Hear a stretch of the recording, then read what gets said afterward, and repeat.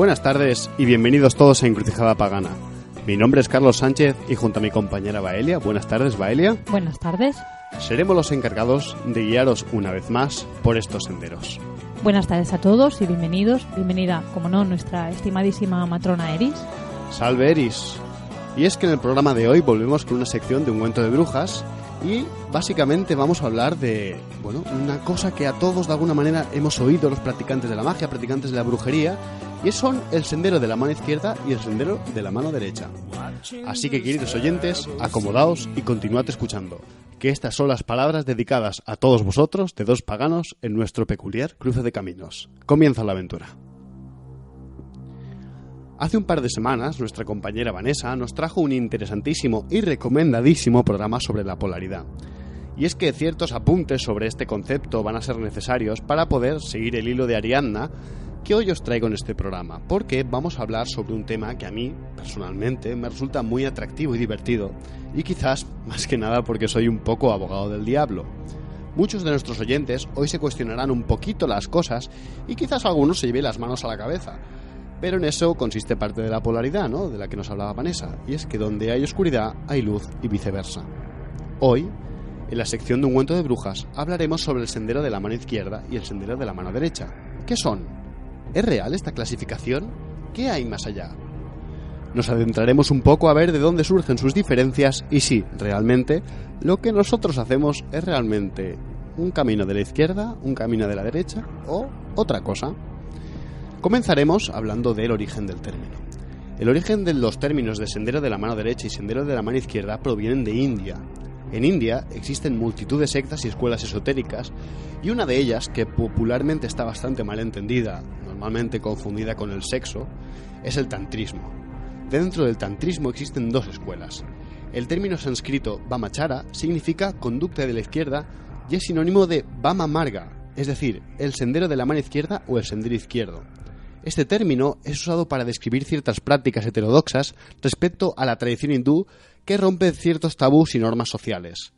Por el otro lado, el término Dakshinachara, conducta de la derecha, es decir, la socialmente aceptada, o Dakshina Marga, es usado para referirse a sectas tántricas que no se involucran en prácticas heterodoxas. Ahora entenderemos qué es esto. De por sí, el tantrismo ya es una escuela que pretende ser una vía rápida de iluminación, es decir, lograr el nirvana por la reintegración del individuo en la pura conciencia primordial, que en el caso del sendero de la mano izquierda es Shiva, la fuente original. Para alcanzar este objetivo es necesario recorrer el sentido inverso, el sendero de la manifestación.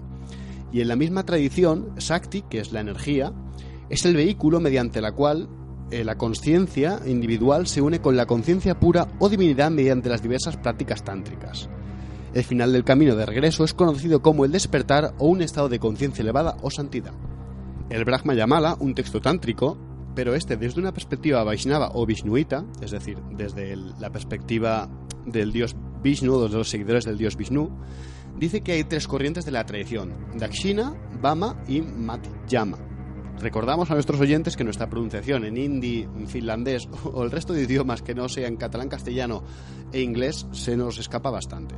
Bueno, estos tres caminos, el Dakshina, el Vama y el Madhyama, se caracterizan por el predominio de cada una de los tres gunas. Los gunas son: el primero es Sattva, que es la bondad contemplativa o inteligencia; el segundo es el Raja o pasión activa, energía; y el tercero es Tama o ignorancia inerte. Estos elementos son inseparables y se combinan en diferentes proporciones para formar todo aquello que existe. Bueno, aquí os recuerdo el programa sobre los elementos en los que ya hablamos tanto de los elementos de la India como de los elementos en Occidente. Más o menos, para que veáis que esto es otra clasificación también, de alguna manera, elemental. Bueno, cada uno de ellos no puede existir sin los otros, esto es importante, y se hallan presentes en los distintos grados de la materia burda y sutil, incluyendo, como no, la mente y la energía del universo. Estas cualidades se mueven en el nivel físico, emocional y mental, en todo el universo, denominado en India Prakriti, o naturaleza, o Maya, la ilusión, pues abarcan todo lo existente. De acuerdo con este texto, el Dakshina Marga, o camino de la mano derecha, se caracteriza por ser sattva y es puro. Madhyama, o el camino del medio, que sería el camino que hace Buda, se caracteriza por ser de Raja y es una mezcla. Y el Vamachara, o el camino de la mano izquierda, es caracterizado por las tamas y es impuro. los tantras de cada clase, porque existe un tantra del camino de la mano derecha, otro del camino del medio y otro del camino de la mano izquierda. Básicamente, pues tienen pues su línea particular y una práctica espiritual pues concreta. Bueno, el tantrismo o mamachara es aquel que logra esta santidad a partir de la transgresión de los 5 tabús llamados las 5 M's. Estos son madhya, que sería consumo de vino, mamsa, consumo de carne, matsya, el consumo de pescado, mudra, pero no mudra como los gestos de la mano, sino como la palabra cereal, o sea, el consumo de cereales, y el maithuna, es decir, el mantener relaciones sexuales. Bueno, estos tabús o transgresiones, ¿vale? Hay que tenerlos en cuenta que son transgresiones siempre que se vean, como he denominado antes, ¿no? Desde una perspectiva siempre desde la tradición. El texto que nominábamos antes, ¿no? Vishnuita, precisamente cataloga de impuro o de ignorante al que sigue el sendero de la mano izquierda. Ahora veremos cómo más adelante, como dentro del sendero de la mano izquierda, eso en absoluto es considerado ignorancia o en absoluto es considerado algo negativo. Bueno, entre los practicantes más extremos en India del sendero de la mano izquierda nos encontramos los ya bastante famosos agoris o agoris. Esta secta es bastante famosa porque entre sus prácticas más llamativas están la necrofagia, su completa desnudez, lo único que a veces llevan es un trapo alrededor de la cintura, algunos incluso alguna joya normalmente hecha de huesos humanos que lo hacen para llevar consigo los espíritus, ¿no? Suelen llevar con ellos un cráneo, una calavera y también un cuenco que también está hecho de cráneo humano. Estos habitan los cementerios, los bosques o lugares desolados y suelen ir cubiertos de cenizas de muertos. Su origen parece venir de una antigua ley hindú en la que si alguien mataba a un brahmana en traición debía llevar por ello un tridente, el cráneo del brahman, un cuenco y vivir en los bosques o cementerios normalmente a partir de la mendicidad.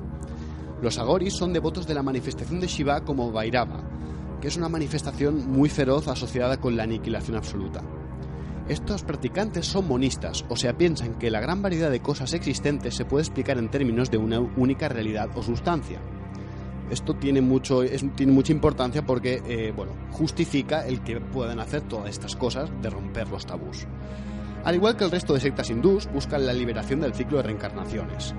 Esta liberación es una unión de sí mismo con el absoluto. El propósito de adoptar la profanación y la degradación a través de diversas costumbres es la comprensión de la no dualidad a través de hacer estos tabús sociales, rompiéndolos, consiguiendo lo que es esencialmente un estado alterado de conciencia y percibiendo así la naturaleza ilusoria de todas las categorías convencionales.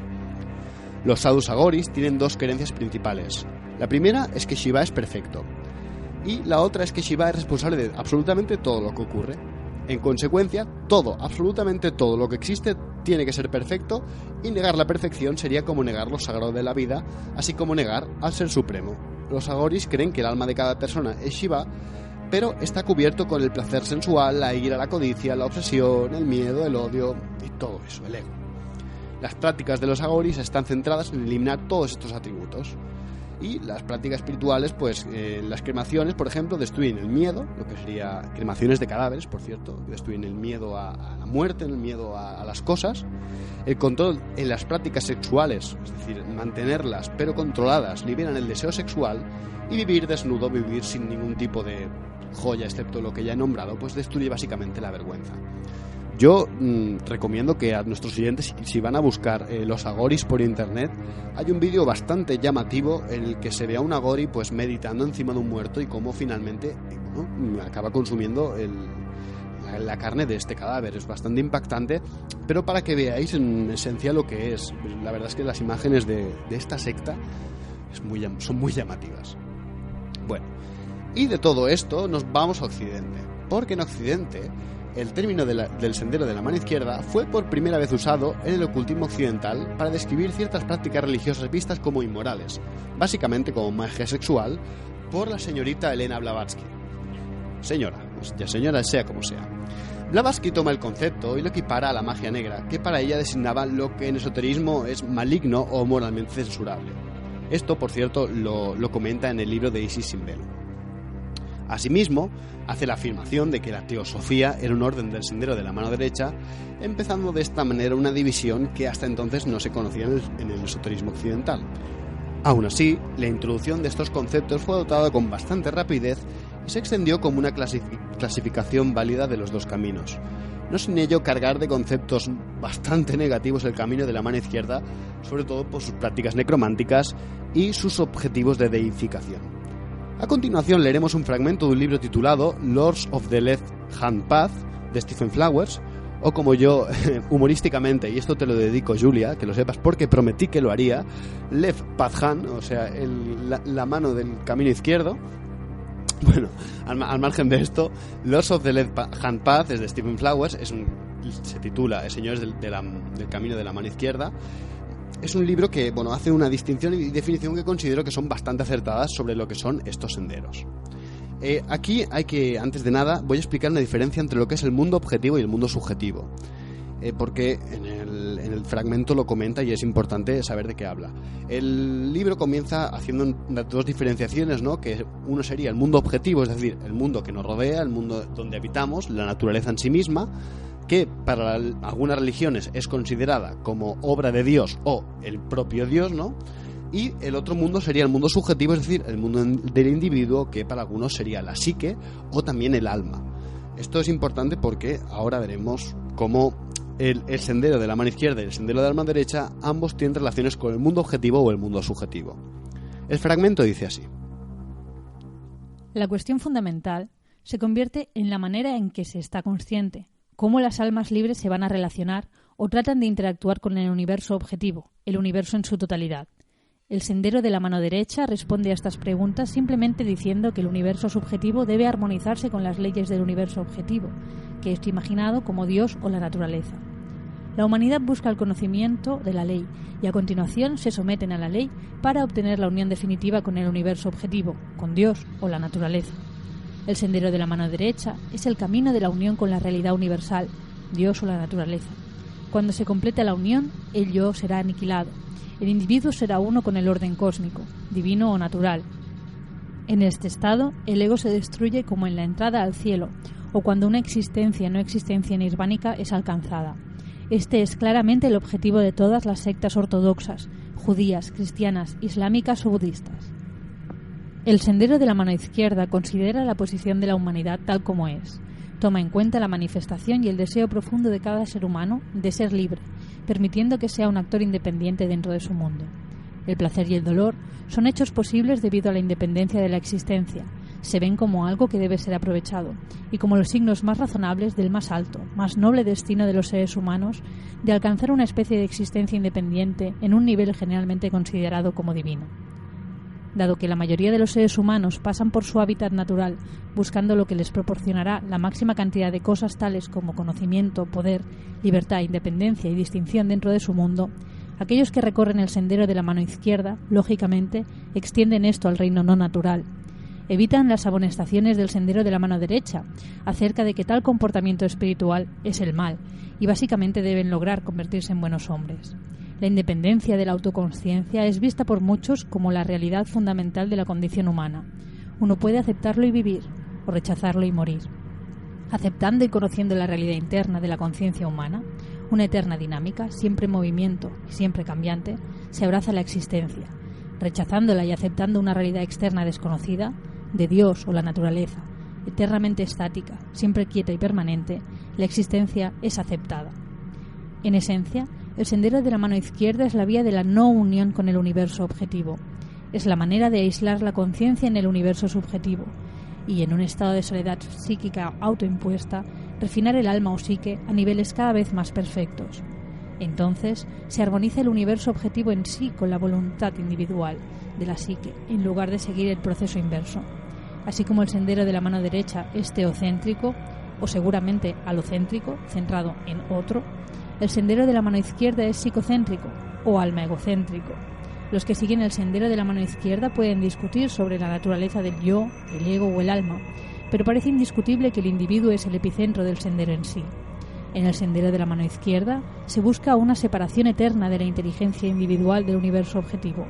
Esto equivale a la inmortalidad de la conciencia del yo, independientemente, en movimiento dentro del universo objetivo y a la posibilidad de interactuar con él a voluntad.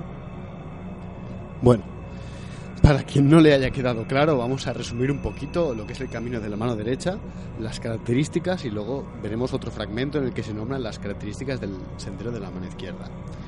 Básicamente podemos decir que el camino de la mano derecha se caracteriza por la creencia en un poder superior, una deidad, Dios, dioses, etc., la obediencia a la voluntad de este poder superior, la creencia de que hay una definición absoluta del bien y del mal que se aplica a todo el mundo, la creencia normalmente esotérica de un mecanismo sobrenatural llamado karma, retribución divina, o triple ley o lo que sea, que demanda la valoración de las decisiones morales hechas en vida, y normalmente creencias escatológicas, resultando la salvación para algunos y la condenación eterna para otros. El texto ya citado precisa luego los elementos y criterios que caracterizan a un practicante de la mano izquierda, y son compartidos por aquellos que dicen seguir este sendero. Hay dos criterios mayores para ser considerado un verdadero señor del sendero de la mano izquierda: la deificación del yo y el antinomismo. El primero de estos es complejo. El sistema de pensamiento propuesto por el mago o filósofo debe ser uno que promueva la autodeificación, preferiblemente basado en un esquema mágico inicial. El primer criterio tendrá 4 elementos distintos. Primero, autodeificación, lograr una iluminación o despertar, es decir, lograr que el intelecto exista independientemente y su relativa inmortalidad. Segundo, individualismo. La iluminación del intelecto se da individualmente, no a un conjunto colectivo. Tercero, iniciación. La iluminación y fuerzas necesarias para el deseo del estado de evolución del yo es alcanzado por medio de etapas creadas por la voluntad del mago, no porque él o ella fuesen divinos al comenzar. Y cuarto, magia. Los practicantes del sendero de la mano izquierda consideran que tienen el derecho de usar su propia voluntad en un sistema racionalmente intuitivo o tecnológicamente espiritual, diseñado para causar alrededor del universo patrones que se ajusten a su voluntad. El segundo criterio, antinomismo, establece a los practicantes que deben pensar por sí mismos como yendo en contra de la corriente, en su condicionada cultura y en los modelos convencionales del bien y el mal. Los verdaderos señores del sendero de la mano izquierda tendrán el valor espiritual para identificarse a sí mismos con los modelos culturales del mal. Habrá una adopción de los símbolos convencionales del mal, o impureza, o racionalidad, o cualquier cualidad que el tema u odie la cultura convencional. El señor de la mano izquierda se establecerá alejado de su prójimo, se convertirá en una persona extraña en sentido figurativo, con el fin de obtener el tipo de independencia interior necesaria para los otros trabajos iniciáticos presentes en el primer criterio. La práctica de este segundo criterio a menudo se denomina antinomismo, es decir, la inversión del propósito de las normativas convencionales. Mal se convierte en bien, impuro se convierte en puro, oscuridad se convierte en luz. Literalmente, el antinomismo implica ir en contra de la ley, pero el practicante del sendero de la mano izquierda no es un criminal en el sentido usual. Él o ella están obligados a quebrantar las leyes cósmicas de la naturaleza y a quebrantar las leyes sociales convencionales impuestas por la ignorancia e intolerancia. Al hacerlo, los practicantes del sendero de la mano izquierda buscan una ley mayor, de la realidad fundada en el conocimiento y el poder. Aunque está más allá del bien y del mal, este sendero requiere los más rigurosos estándares éticos. Estos estándares están basados en la comprensión y no en la obediencia ciega a autoridades externas. Antes de continuar con lo ya mencionado, volvemos a introducirnos en la historia del ocultismo para hacer referencia a una de las figuras más famosas de todas, el mago Aleister Crowley. A pesar de que para muchos Crowley es como el paradigma del mago negro, por la inclusión sobre todo de rituales sexuales en sus trabajos, la experimentación con drogas y su inclinación por cuestionar la moral de su época, no olvidemos que fue denominado como el hombre más terrible y más demoníaco, ¿no?, de su época. Obviamente, él dentro de su particular sistema no se consideraba un seguidor del camino de la mano izquierda, ya que en su propia metafísica un mago negro era la persona incapaz de abandonar los apegos terrenales al momento de saltar al abismo en un punto que designa un logro espiritual particularmente importante. Aleister Crowley, cuando hablaba de un hermano del sendero de la izquierda o un hermano negro, se refería a alguien que no ha llegado a alcanzar el grado de maestro del templo en su sistema de magia. Crowley se refirió al sendero de la izquierda al describir el punto en el que el Adeptus Exemptus opta por cruzar el abismo, que es donde se encuentra Choronzón, y la ilusoria y 11ª sefirá, que es Da'at o el conocimiento. En este ejemplo, el adepto debe entregarse por completo, incluyendo la guía de su santo ángel guardián y, como no, saltar al abismo. Si su karma acumulado es suficiente y él ha ido hasta el final en su propia autodestrucción y desapego, entonces pasa a ser una criatura del abismo que surge como una estrella de nuevo. Por otro lado, si conserva algún fragmento del ego o si teme cruzar este abismo, las capas de su ser que debían ser lanzadas al abismo se enquistan y osifican a su alrededor. A continuación se convierte en lo que denomina un hermano del sendero de la izquierda, que con el tiempo se rompe y se desintegra brutalmente en contra de su voluntad, ya que él no ha elegido esta desintegración voluntaria. En su novela Moonchild, del año 1917, Crowley nos da una descripción del mago negro y creo que es muy interesante porque como que te aleja bastante de esa imagen preconcebida que tenemos de Crowley. El texto dice así: el mago negro, o como prefiero llamarlo, hechicero, pues la palabra magia no debería ser profanada, invariablemente se retira a los planos más bajos. Busquemos una analogía en el caso perfectamente concreto del cajero de banco. Este señor, vamos a suponer, considera su salario insuficiente para sus gastos. Puede economizar, es decir, retirarse a un tipo de vida que no requiera tal cantidad de dinero, o puede dedicarse día y noche a su trabajo y así aumentar su sueldo. Pero no hay una tercera vía abierta para un hombre con respeto por sí mismo. El hechicero llama a los planos más bajos para hacer dinero. Comienza por el juego. Ganando allí, recurre a los aún más bajos modos de malversación de fondos. Tal vez, finalmente, trata de cubrir sus robos matando a su madre por el dinero del seguro. Observe cómo cuando su plano se degrada, sus temores aumentan. En principio, él estaba meramente molesto por sus acreedores. En la siguiente etapa, teme ser engañado por sus compañeros de juego. Luego, es la policía quien domina terriblemente sus pensamientos. Y por último, la sombría imagen del verdugo lo amenaza. Los malvados caen en el hoyo que ellos mismos han cavado, dijo Eve. Todo esto aplica a la cuestión de la magia. Es una cuestión de devaluación. Siento gran simpatía por los ascetas de la India y sus imitadores monásticos en Europa. Ellos sostenían que los dones espirituales son de valor supremo y dedicaron sus facultades inferiores al desarrollo de las más altas. Por supuesto, cometieron errores. El principio se llevó demasiado lejos. Eran tan necios como para lesionar sus facultades inferiores a través del ayuno indebido, la flagelación e incluso la mutilación. Tenían la falsa idea que el cuerpo era un enemigo cuando es un sirviente, el único sirviente disponible. Pero la idea era correcta. Querían cambiar la escoria por oro. El hechicero ofrece su oro a cambio de escoria. Trata de cambiar sus facultades más altas por dinero o por la gratificación de la envidia o la venganza. De todos modos, el principio es claro. Hay que sacrificar lo inferior a lo superior. Y como hicieron los griegos con sus toros, hay que engordar y adornar lo inferior, pues puede ser la ofrenda más digna. ¿Y qué pasa cuando se elige el otro camino? Cuando cambias el oro por peltre, te empobreces a ti mismo. El hechicero vende su alma por dinero, gasta el dinero y descubre que no tiene nada más para vender. Volviendo a nuestra oveja, me refiero a nuestro brujo. Él no tiene mucho en contra al principio, pero decide vender su espada a cambio de oro. El bárbaro, con la espada en su poder, naturalmente la emplea para recuperar el oro. En otras palabras, el diablo, habiendo comprado el alma, recupera su precio, mismo que el brujo gasta quedando a su servicio. La etapa siguiente es que el brujo recurre al crimen, declara la guerra a toda la humanidad, emplea métodos vulgares para lograr sus fines y el precio puede ser su libertad. En última instancia, puede perder la vida misma en un último y desesperado esfuerzo para recuperar todo de un golpe. Cuando yo era joven y contaba con menos experiencia, tuve muchas batallas con hechiceros y siempre terminaron cuando el señor hechicero violaba la ley. Ya no luchaba contra mí, sino contra la voluntad consolidada de la humanidad, y no tenía tiempo de atacarme cuando estaba ocupado construyendo diques.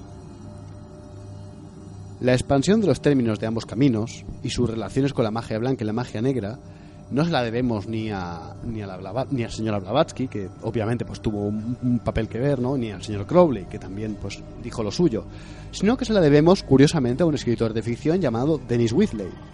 Wheatley combinó la idea del camino de la mano izquierda con satanismo, comunismo y también un poco con el vudú de África. La verdad es que era un escritor que se le fue un poco de las manos el concepto, pero fue gracias a él a que se nos ha quedado la idea del sendero de la mano izquierda como magia negra.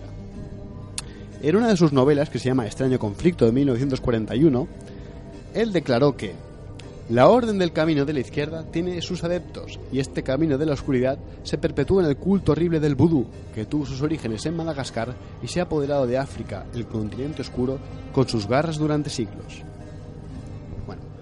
Nuestros oyentes sabrán que hace un tiempo hicimos un programa de satanismo, y es que el satanismo, tanto sus corrientes teístas, los que creen que los diablos y demonios son entes reales, hasta el satanismo lavellano, es decir, la corriente más filosófica, ambas son consideradas parte del sendero de la mano izquierda.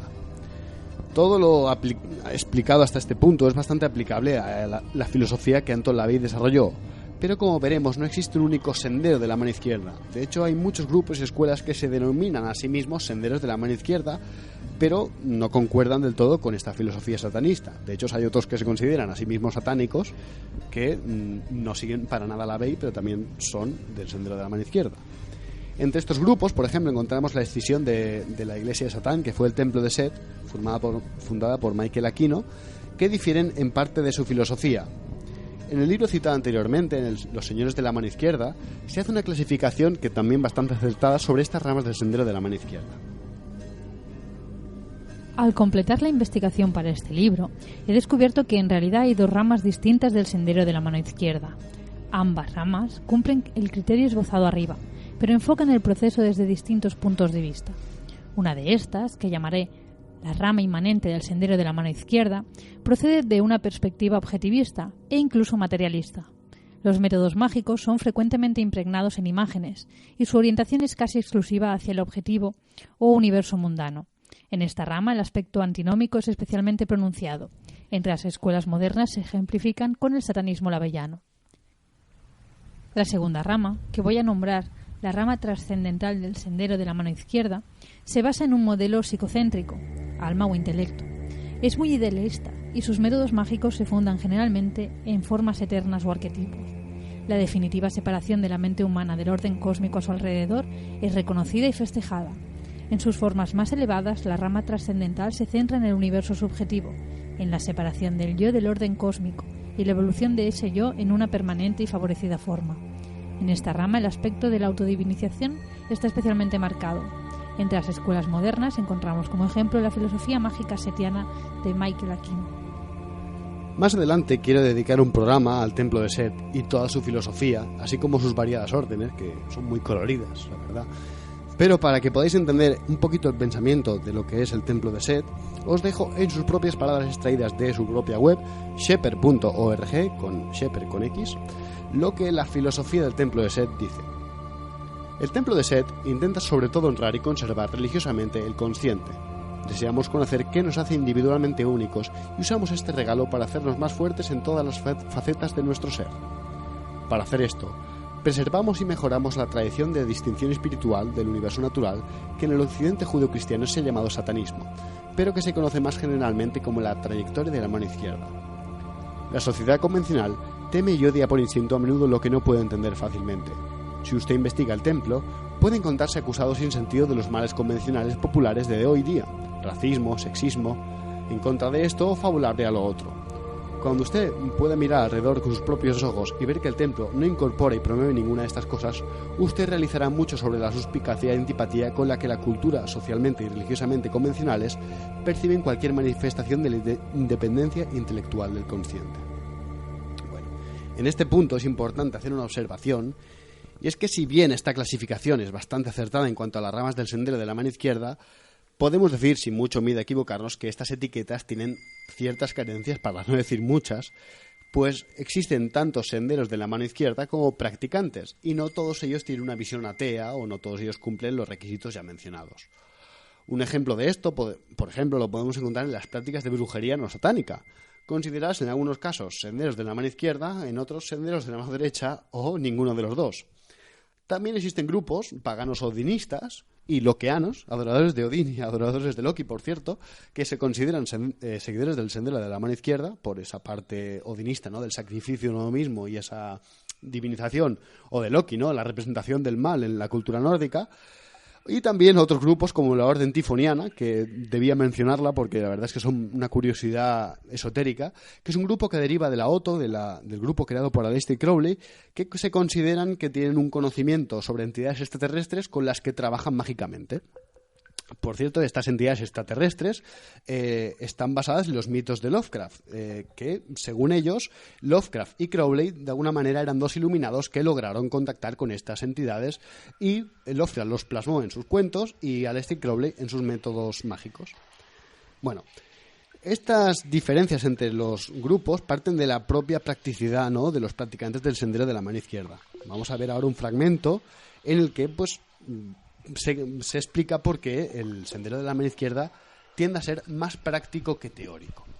Dice así: históricamente, el Sendero de la Mano Izquierda a veces se ha identificado por el uso de métodos tales como la nigromancia, es decir, resucitar a los muertos con propósitos adivinatorios, y la magia sexual. De hecho, en este punto, no hay prescripciones metodológicas categóricas en el Sendero de la Mano Izquierda dentro de sus diversas tradiciones en Oriente y Occidente. Los métodos usualmente se eligen por razones puramente pragmáticas. Si funciona, por lo general se llevará a cabo. A menudo hay un fuerte elemento antinómico en la metodología mágica del Sendero de la Mano Izquierda. Ir en contra de la corriente de las convenciones sociales o límites naturales es a menudo visto como un modo de ejercer conscientemente la facultad divina inherente a la humanidad. Este factor debe ser visto desde una perspectiva más amplia. Sin embargo, algunos comportamientos que pueden parecer antinómicos o que van en contra de las convenciones sociales o comportamientos correctos, como por ejemplo la ingestión de dosis masivas de productos tóxicos, en realidad son ampliamente condenadas por los practicantes más sofisticados del Sendero de la Mano Izquierda en Occidente. La base filosófica de esto es que este tipo de intoxicantes o drogas entorpecen el ejercicio de la voluntad individual y el yo, la facultad suprema vista desde la perspectiva del Sendero de la Mano Izquierda. Las drogas serían, desde este punto de vista, más eficaces en el logro de la autoaniquilación buscada dentro del Sendero de la Mano Derecha. Todo lo explicado hasta ahora debe ser puesto a revisión por todos aquellos que consideran que siguen un camino espiritual, sea cual sea. Y es que, como digo al principio del programa, el Sendero de la Mano Izquierda y el de la derecha parte, creo yo, de una separación artificial y una polaridad forzada en la que las fronteras en muchos casos no son para nada claras. El Sendero de la Mano Izquierda va en contra del statu quo y es antinómico por naturaleza, pero los límites de esa antinomia no son siempre claros y nunca están bien definidos del todo, puesto que hay caminos espirituales que no parecen seguir el statu quo, pero tampoco siguen todos esos preceptos que supuestamente definen el llamado Sendero de la Mano Izquierda. Es importante dar unos apuntes respecto a los dos caminos o vías. En Occidente no conocíamos el camino del izquierdo y el camino derecho como en India y adoptamos ese término. Pero sin embargo sí que existía, y en el ámbito del oculto, una separación de dos vías. Y aquí estoy hablando de la alquimia y la vía seca y la vía húmeda. Como dice René Guénon en su libro Fórmulas tradicionales y ciclos cósmicos, las diferencias esenciales que existen entre la vía de los iniciados y la de los místicos, digámoslo de paso, corresponden respectivamente a la vía seca, que sería la de los iniciados, y la vía húmeda de los alquimistas, que sería la de los místicos. Es interesante cómo en la diferenciación alquímica de estos dos caminos que señala, no se hace un hincapié en el tabú ni en la antinomia. Son dos vías igual de válidas, ambas con sus propios peligros. La vía seca es solar, rápida y explosiva, mientras que la húmeda es lenta, contemplativa y lunar. Ambas llegan a la realización de la gran obra y ambas son útiles, pero no todos están hechos para pertenecer a una vía u otra. De hecho, hay personalidades que pertenecen a la vía seca y otras que pertenecen más a la vía húmeda. En la vía húmeda se nos libera de la servidumbre al liberar el principio de la vida, es decir, al entregarnos, mientras que en la vía seca se libera el principio de la vida mediante la liberación de la servidumbre con las propias fuerzas del individuo. Podemos ver cómo esto nos resuena un poco a este individualismo, ¿no?, esta divinización que se pretende en el Sendero de la Mano Izquierda y de alguna manera quiere no depender de ninguna fuerza divina, sino que sea el propio mundo subjetivo del individuo el que logre la gran obra a partir de su trabajo iniciático. El trabajo con lo tabú, lo prohibido, genera ciertas paradojas, pues las ideas del statu quo son siempre mutantes, y lo que hoy es culturalmente aceptado mañana dejará de serlo. Por ello, no se basa en usar lo prohibido, sino en el ensalzamiento de la libertad individual. Lo depravado por lo depravado es solo un juego de locos en el que nadie sale beneficiado. Es el ejercicio del yo, que no del ego, que esto es un concepto que, la verdad, hay que matizar mucho. Es lo que promueve el verdadero Sendero de la Mano Izquierda, normalmente mal entendido en Occidente. Y aquí quiero hacer un apunte, y es que creo que en India esto lo tienen mucho más integrado. Incluso los mismos seguidores de lo que sería allí el sendero de la mano derecha consideran que, como ya he dicho antes, ¿no?, lo impuro, la ignorancia, es tan necesaria como lo puro o lo mezclado. Eso es algo que de alguna manera ellos tienen integrado, mientras que aquí directamente ya le hemos proyectado toda esa maldad, todas esas ideas de lo que es negativo y de lo que es realmente impuro, pero ya a niveles en los que los propios practicantes del sendero de la mano izquierda llegan a considerarse como, bueno, practicantes del impuro, porque sí, hay esa parte un poco payasa. De hecho, una cosa que leí es que en el siglo XIX, bueno, pues en Francia hubo un auge, ¿no?, de sectas satánicas, así como vamos a divertirnos haciendo que somos satánicos, pero en realidad eran, bueno, grupos de gente que sencillamente se dedicaba a divertirse pues haciendo cosas que estaban prohibidas, que es, por desgracia, lo que mucha gente del sendero de la mano izquierda, y aquí creo que Crowley hacía muy bien en avisar, pues acaban cayendo, ¿no? Yo soy de los que piensa que el camino hacia arriba, el camino hacia, bueno, ese camino en el que conoces la ley, ¿no?, y de alguna manera te entregas a esa ley, es tan necesario como el camino hacia abajo, ¿no?, esa vía de la manifestación de la que hablaban los hindús, y que ambas vías, la de la izquierda y la derecha, tienen sus propias carencias tal y como están definidas en nuestro occidente, nuestro llamado occidente. No olvidemos que eso es una construcción. Pues siempre puede haber entrega y renuncia, así como individualidad y antinomia en ambos caminos. Un ejemplo de esto lo vemos en las religiones paganas, ¿no?, cuyos procesos de misticismo e iniciación pueden ser reconocidos por una escuela como la alquimia, pero no siempre son vías estrictas en las que las puertas hacia un lado o hacia otro están cerradas para siempre.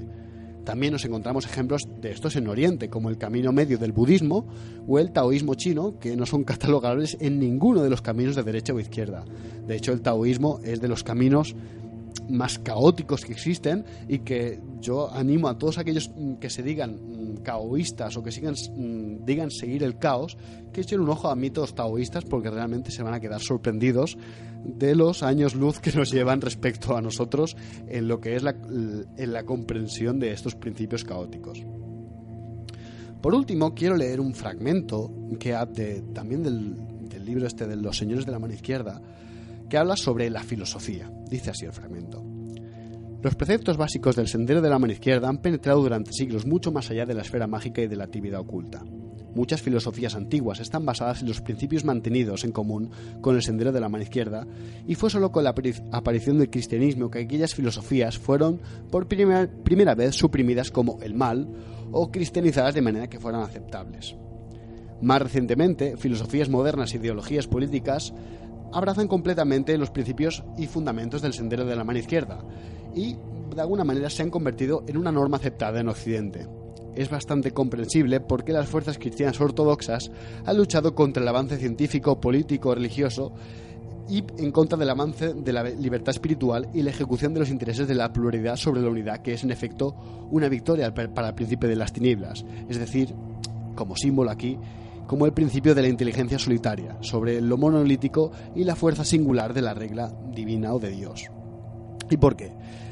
Creo que cuando hablamos de izquierda o derecha, ¿no?, siempre estamos hablando de ideas. Las ideas son mutables. Y como ya he dicho que es muy difícil decir que sigues la izquierda, puesto que, o la derecha, al fin y al cabo, el statu quo y la sociedad cambia, y lo que hoy en día es visto como una salvajada, de aquí 1000 años será visto como lo más normal. No hay que irse más lejos, pensar que hace 2000 años había culturas que seguían sacrificando humanos y lo consideraban una parte esencial de su sociedad y una parte esencial de su religiosidad, aunque a ellos mismos les doliera. Y hoy en día lo consideraríamos una cosa brutal. En este sentido, seguir la izquierda o la derecha creo que no tiene tanto que ver como con el hecho de romper el tabú o personificarse en el mal. Creo que aquí, de alguna manera, creo que tiene más que ver con lo que dice la alquimia, ¿no? En si eres tú el que haces el trabajo iniciático y el que decides forjarte, o por lo contrario tienes un temperamento que en vez de la forja prefieres el agua, prefieres la contemplación, esa vía solar y esa vía lunar. Recuerdo que cuando hablamos del tarot, por ejemplo, hablamos del tarot de Viville, ¿no?, como un tarot en que precisamente presenta conceptos que parecen bastante alejados, ¿no? La luna, por ejemplo, no tiene esos elementos tan negativos que parece tener en el tarot de Marsella convencional, sino que es una señora contemplando tranquilamente mientras hila. Y sin embargo, la vía solar es la vía de un niño que monta un caballo y está feliz con esa conquista. Y ambas vías son igual de válidas. Ambas vías requieren una paciencia concreta y unos ejercicios concretos. Tenemos la idea, ¿no?, de que todo aquello que es contrario es negativo, pero no necesariamente. Lo contrario debe ser visto como, precisamente hablaba Vanessa en su programa de polaridad, como una parte esencial más de una misma cosa. Y aquí yo vuelvo a remitirme al ejemplo hindú. Los agoris lo tienen muy claro. Sí, meditamos encima de cadáveres, comemos carne de muertos y todo lo que quieras, pero porque al fin y al cabo esto también forma parte de Dios y buscamos lo mismo que busca un Vishnuita del sendero de la mano derecha, que al fin y al cabo es salir de este ciclo de reencarnaciones. No buscan la edificación, porque ojo al dato, los agoris dicen que comer carne de muertos y hacer todas esas prácticas les da poderes sobrenaturales, que es precisamente lo que un practicante del sendero de la mano izquierda pretende, tener ese poder sobrenatural, tener esa capacidad de ser Dios. Pues ellos dicen que eso no vale nada, porque al fin y al cabo es una consecuencia directa de esas prácticas, y que el objetivo último, y aquí me remito otra vez a nuestro querido Crowley, no es cambiar el oro por escoria, sino la escoria por oro. ¿De qué sirven esos poderes si al fin y al cabo lo único que te hacen es hacer prodigios? Bueno, sí, un prodigio está bien, pero al fin y al cabo el prodigio es solo una señal de lo que te espera más allá. Al recorrer ese camino en el que observas esa no dualidad, viendo que el tabú al fin y al cabo es eso, solo un tabú, algo que está en nuestras cabezas o en nuestras almas, nunca lo sabremos, pero que podemos conducirlo, podemos llevar el timón. Y creo que, hay gente que está más predispuesta a llevar este timón, hay gente que no, gente que precisa que les digan a dónde ir, gente que necesita y es más feliz, y no es en ninguna manera tachable o reprobable esto, puesto que al fin y al cabo son maneras de vivir la espiritualidad, que al fin y al cabo esta remite en nosotros mismos. Pues igual, al hablar de la diferencia entre el sendero de la mano izquierda y el sendero de la mano derecha, pues nos encontramos con el problema de siempre, ¿no?, que son las etiquetas. En este caso, además, nos remite a una polaridad constante, y el problema cuando hablamos de polaridad es que normalmente los polos se invierten con una facilidad espasmosa, ¿no? Por ejemplo, cuando hablamos del camino solar y el camino lunar, por así decirlo, es común que relacionemos el camino solar con las actividades del diario, ¿no?, con lo que puede ser visto, y el camino lunar con las cosas más ocultas. Sin embargo, también podríamos hablar del camino lunar en relación con el inconsciente y con una vía más pasiva, con una manera de trabajar, de dejarse llevar, digamos, o en comunidad, y el camino solar como un camino más individual, más de separarse de esa conciencia colectiva y desarrollar pues una vía propia. Entonces, claro, a la hora de situarnos en uno u otro bando, uno se puede encontrar dificultades, sobre todo porque esta división parece ser más bien artificial y porque todos tenemos pues parte de uno y otro. Yo una cosa que critico mucho del sendero de la mano izquierda y el sendero de la mano derecha, ¿no?, pero sobre todo del de la izquierda, es normalmente lo pretencioso que pretende ser. Cuando hablamos de deificación, ¿no?, creo que hay como un error, ¿no?, que quizá nos ha inculcado la fantasía en nuestra mente, ¿no?, que es que cuando pretendemos ser Dios, ¿a qué exactamente nos estamos remitiendo? ¿A que somos todopoderosos o a que absolutamente todo nos tiene el mismo valor para nosotros? Es decir, todo nos da el mismo igual, todo nos da igual de alguna manera. Es decir, ser Dios no tendría que ver quizá tanto con los poderes, como sino más bien con esa capacidad de ver las cosas por lo que son en sí mismas en el momento en el que son. O sea, porque al fin y al cabo, ¿qué pretende siendo Dios? Bueno, yo aquí creo que es una cuestión que hay que situar en el tiempo, ¿vale? Normalmente se ha hablado de los senderos de la derecha y el sendero de la izquierda como si fueran un universal atemporal. O sea, en cualquier época tienes un sendero a la derecha y el sendero a la izquierda. Y esto obviamente no es cierto, no es así. Son conceptos relativamente modernos, al menos en Occidente. Entonces, dentro de los practicantes que ellos mismos se consideran seguidores de uno de los dos caminos, pues obviamente tienen su regulación interna y su descripción de los conceptos. O sea, ¿qué idea de Dios se persigue o qué idea de edificación personal se persigue? Pues esto ya hay que ir y preguntárselo a un practicante de una escuela concreta, porque seguramente otra escuela que se identifique con la misma etiqueta pensará otra cosa. Me refiero a que son términos de funcionamiento interno, por así decirlo. Y en todo caso, lo que yo creo que habría que evitar es caer en este error de pensar que todas las épocas han tenido dos bandos, ¿no? No soy muy partidaria de creer en dos bandos. Hay obviamente siempre visiones opuestas de la realidad o visiones opuestas de lo que hay que hacer, pero es también lo que comentabas lo que comentabas antes. Lo que en una época nos parece un tabú, un poco después, un poco antes, no se toma en cuenta y por lo tanto falla el mecanismo de ir a la contra, o fallaría el mecanismo de esa rebeldía o de esa reivindicación, que no tendría lugar. Muchas veces en el esoterismo o en determinadas escuelas filosóficas modernas o contemporáneas no se ha tenido en cuenta el tiempo, o se vive en un tiempo relativamente fuera del tiempo. Yo creo que el paganismo precisamente es una de las corrientes contemporáneas que nos ha hecho muchas veces pensar acerca de estos cambios a través del tiempo, ¿no? Tanto para intentar evitar proyectarnos en el pasado, como para saber cortar con esa idea de los valores universales. Aquí mira un ejemplo que, hablando precisamente de paganismo, ¿no? Es que, por ejemplo, una práctica como el orfismo, del que ya hablamos en un programa, podría ser visto en la época como un camino de la mano izquierda, tal y como lo catalogaríamos hoy en día, porque al fin y al cabo seguía prácticas que en la Grecia antigua eran muy raras, ¿no? No comían carne, no vestían con pieles, tenían ciertos ritos, pues a Dionisos secretos, iniciáticos. Sí, era un camino de la mano izquierda, pero hoy en día probablemente muchas de sus prácticas las encontraríamos pues bastante usuales en mucha gente. Y creo que al fin y al cabo, pues como tú misma comentabas, ¿no? Es un tema de polaridad, y creo que el ser humano no puede ser etiquetado en su totalidad desde el mundo subjetivo, no puede ser catalogado, puesto que al fin y al cabo las fronteras no son claras. Tenemos tanto sol como luna en nuestro interior de alguna manera. Tenemos esa parte más cíclica solar, ¿no? En la que de alguna manera pues es más de actividad, más de salir, más de ese viaje iniciático, pero también hay una parte más pasiva. Siempre hay algo de muerte en la vida y vida en la muerte. Creo que al fin y al cabo lo importante es ver cómo estos se complementan, y que sigas el camino que sigas, sigas el sendero, ¿no? Izquierdo, derecho, centro, o hacia atrás o hacia adelante.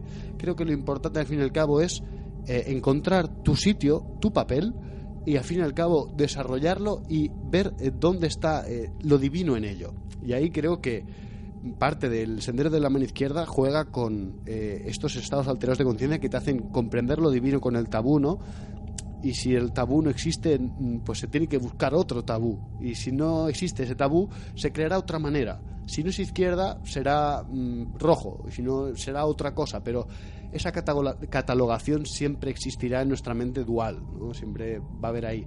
Pero lo importante, creo, es al fin y al cabo ser un poco más holísticos y no quedarse limitado, como tú has dicho, por las etiquetas, que son al fin y al cabo pues maneras de dibujar un mapa y conocer el territorio. A ver, yo creo que es una de las tareas que nos toca hacer en la época que nos ha tocado vivir, hacer una revisión de las categorizaciones anteriores, porque son útiles hasta cierto punto, y nos hemos dejado un poco de lado la experiencia no solo en práctica, sino la experiencia vital, ¿no? En muchos aspectos vivimos en un mundo muy dividido entre dos bandos, y si no estás conmigo, estás contra mí, cuando en realidad pues es un poco lo que comentábamos el otro día fuera de la radio, ¿no? De que tú puedes conocer la montaña desde la cima o la puedes conocer desde el interior, pero si solo te restringes a uno de los dos ámbitos, no conoces la montaña en su totalidad. A partir de ahí, cada uno, según su carácter, según su temperamento o habilidades, pues va a poner el énfasis en un aspecto u otro, el que sea más útil para él o el que tenga más sentido para él. Pero la cosa no está completa hasta que no has vivido un poco de todo. Me gustaría finalizar el programa hablando de un concepto hermético, ¿no? Es muy el básico del que yo precisamente con el que inauguré Ungüento de Brujas. Es que como arriba es abajo y como abajo es arriba. Da igual el camino que escojas porque vas a llegar al mismo sitio. Si llegas abajo estarás como si estuvieras arriba. Y si llegas arriba estarás como si estuvieras abajo. Aquí creo que podemos hablar un poco de ese monismo, ¿no? Del que presumen los agoris, ¿no? Al fin y al cabo todo es Dios y meditar encima de un cadáver no me hace estar más alejado de Dios, todo lo contrario.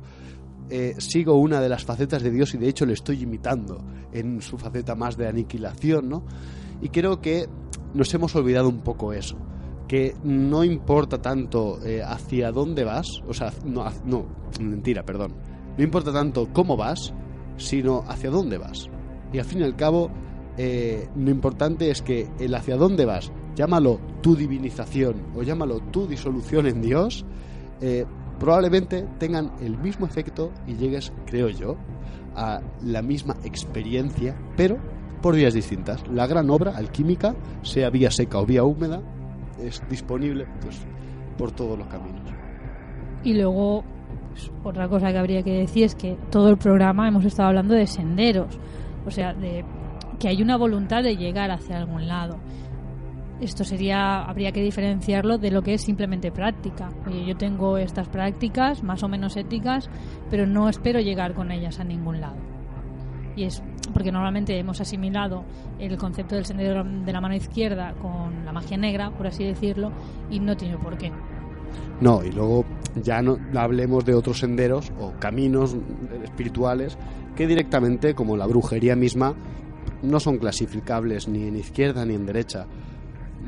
Pues un ejemplo de mí mismo, ¿no? Yo a veces pienso en mis prácticas y digo, esto pues podría ser visto muy del camino de la mano izquierda, pero hay otras prácticas que digo, es que esto es muy entregado, es muy meditativo, es muy contemplativo, no puede ser visto como un acto de individualidad o de deificación en absoluto. Y creo que aquí no es ver lo que tú has dicho. Para finalizar el Ungüento de Brujas de hoy y el programa de Encrucijada Pagana, queremos anunciar a todos nuestros oyentes que el próximo sábado 21 de mayo celebraremos las segundas jornadas de Encrucijada Pagana. Como en la anterior ocasión, lo vamos a hacer en el Centre Cívic de la Barceloneta. Y bueno, pues se trata de un evento gratuito con plazas limitadas, porque pues el espacio no es muy grande. Y pues más adelante ya os diremos cómo hacer la reserva, que normalmente será que nos enviéis un correo y ya está, y esperar nuestra confirmación, más que nada para no sobrellenar la sala, que no es muy grande. En breve tendréis el programa provisional y a todos aquellos que quieran vernos, pues allí nos veremos.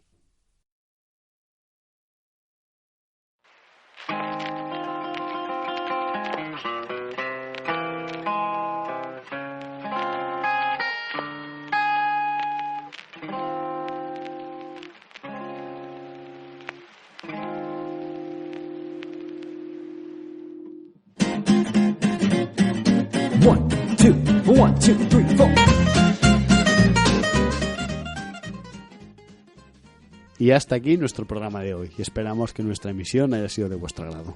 Desde Encrucijada Pagana damos las gracias a todos los oyentes que nos escucháis desde Sardañola Radio, o bien a través de nuestro canal en iVoox o de nuestro canal en YouTube, que como habréis podido ver ya está siendo actualizado. Gracias a Baeli, a todos he de decir.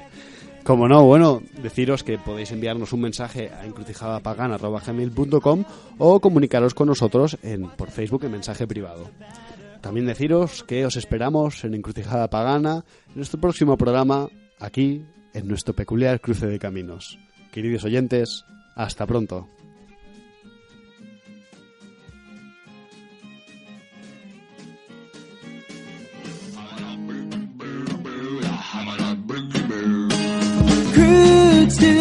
Do you fear it, apple bloom? Sometimes life is not a cakewalk served up on a silver spoon. Toss a fig and save the date, and bread and butter, chant and mutter, marination, incantation, chocolate icing, timeline splicing, yeast is rising, rectifying.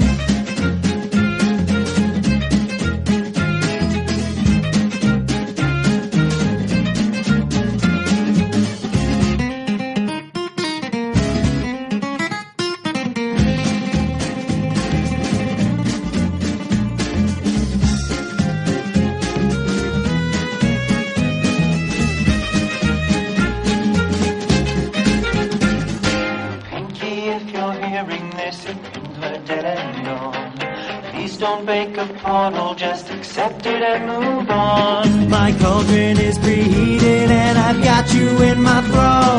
Let's beat these yolk and save my folk by baking the fourth wall. Watch as I work my gypsy magic, see pony tears and provolone. God help this outcast with her witchcraft, someday I'm gonna go home. Someday